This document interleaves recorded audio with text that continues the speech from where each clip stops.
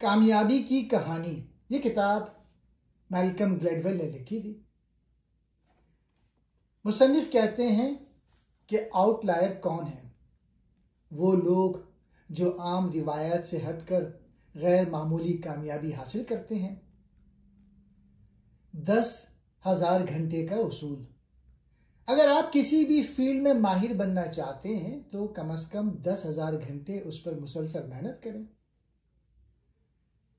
फिर वो कहते हैं कि माहौल, खानदान और कल्चर का किरदार। कामयाबी सिर्फ टैलेंट से नहीं आती। आप कहाँ पैदा हुए हैं, आपके माँ बाप कौन थे और आपका कल्चर कैसा है, ये सब बहुत अहम है। फिर वो लिखते हैं कामयाबी जो है वो मेहनत प्लस मौका प्लस सही वक्त। अकेला जहानत काफ़ी नहीं। अगर माहौल साजगार हो और वक्त साथ दे तभी गैर मामूली कामयाबी मुमकिन है। ये किताब बताती है कि गैर मामूली कामयाब लोग जैसे कि अरबपति, माहिरीन और अजीम खिलाड़ी सिर्फ अपनी जहानत या मेहनत से कामयाब नहीं होते, बल्कि उनकी कामयाबी में वक्त, हालात, खानदान और माशरती पस मंज़र का बड़ा किरदार होता है। आउटलायर कौन होते हैं? वो लोग जो दूसरों से नुमाया तौर पे आगे निकल जाएं, जैसे बिल गेट्स या मशहूर साइंसदान। 10,000 घंटे का उसूल। अगर कोई शख्स किसी भी फन या हुनर में माहिर बनना चाहता है तो उसे कम से कम 10,000 घंटे उस पर मुसलसल मेहनत करनी होती है। मौका और वक्त की अहमियत। कामयाबी के लिए मेहनत जरूरी है, लेकिन सही वक्त पर सही मौका मिलना भी इतना ही अहम है। मसलन अगर बिल गेट्स को कम उम्री में कंप्यूटर तक रसाई ना मिलती तो वो शायद आज के बिल गेट्स ना होते। बहुत से कामयाब लोग ऐसे वक्त में पैदा हुए जब उनके शोबे में बड़ा इनकलाब आ रहा था। मिसाल के तौर पे बिल गेट्स और स्टीव जॉब दोनों 1955 के आसपास पैदा हुए, जब कंप्यूटर का इनकलाब का आगाज हो रहा था। सही उम्र में मौका मिलना। अगर आप कम उम्री में किसी हुनर को सीखने या मशक करने का मौका हासिल करें तो आपको दूसरों पर बहुत बरतरी हासिल हो सकती है। जैसे अगर कोई बच्चा 12 साल की उम्र में प्रोग्रामिंग सीखना शुरू करे तो 22 तक वो माहिर बन सकता है।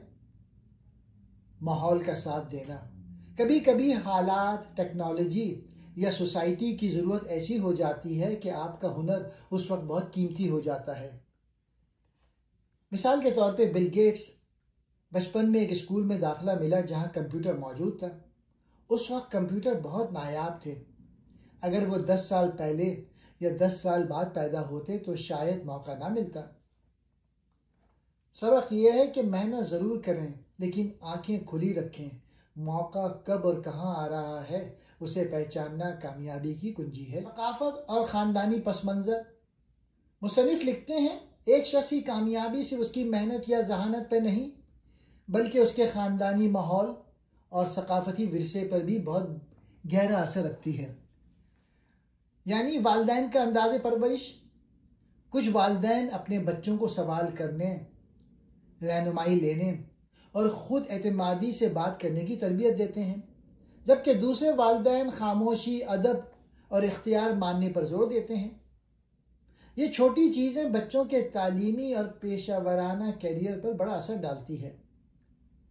मुख्तलिफ कौमों के लोग मुख्तलिफ अंदाज में मसाइल को हल करते हैं, काम को वक्त पर मुकम्मल करते हैं या बातचीत करते हैं, और ये सब उनकी सकाफती तरबियत से आता है।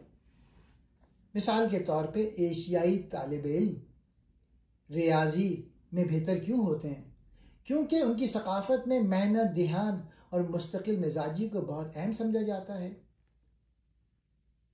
आप किस मुल्क, ज़बान या तबके से हैं, यह आपकी सोचने की सलाहियत, खुद एतमादी और मौक़े तक रसाई को मुतासिर करता है। मिसाल के तौर पे एक अमीर घराने का बच्चा डॉक्टर के सामने बेझिझक सवाल करेगा। एक गरीब घराने का बच्चा शायद खामोश रहे। हालांकि दोनों ज़हीन हो सकते हैं। फ़र्क ख़ानदानी तरबियत और सकाफती रवैये का है। कामयाबी सिर्फ ज़ाती कोशिश का नतीजा नहीं, बल्कि वो समाजी और सकाफती बुनियादों पर भी खड़ी होती है। अपना पस मंज़र समझना, उसकी ताकत को पहचानना और कमज़ोरियों पर काम करना कामयाबी की जानिब अहम कदम है। मुसन्निफ लिखते हैं, महारत हासिल करने के लिए मुसलसल मश्क ज़रूरी है, सिर्फ कुदरती सलाहियत काफ़ी नहीं।